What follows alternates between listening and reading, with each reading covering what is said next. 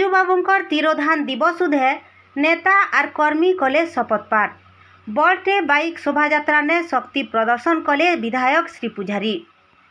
ओडिशार बरपुत्र तथा प्राक्तन मुख्यमंत्री स्वर्गत बिजू पट्टनायकंकर 28तम तिरोधान दिवस उदे आज सुवर्णपुर जिला बिजू जनता दल तरफनु सकाल 10 बजे सोनपुर इष्टदेवी माँ सुरेश्वरींकर मंदिर ठानु गोटे बड़े बाइक शोभायात्रा अनुष्ठित होता। सोनपुर निर्वाचन मंडलीर बीजेडी विधायक प्रार्थी श्री निरंजन पुजारी नेतृत्व ने 500 अधिक नेता आर कर्मी माने बाइक शोभायात्रा ने आसिकरी बिजू बाबूंकर प्रतिमूर्ति ने धूपदीप जलाबार संगे श्रद्धांजलि अर्पण करथिले।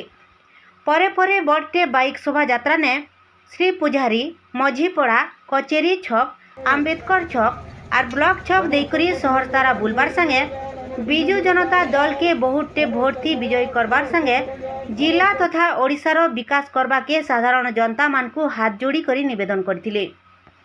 आर महानदी रोड रॉयल पड़िया ठाने सोनपुर निर्वाचन मंडलीर हजार हजार नेता आर कर्मींकर संगे नवीन बाबू को 6 नंबर थर लगी ओडिशार क्षमता थी बसई करी इतिहास रचबा के शपथ नहीं।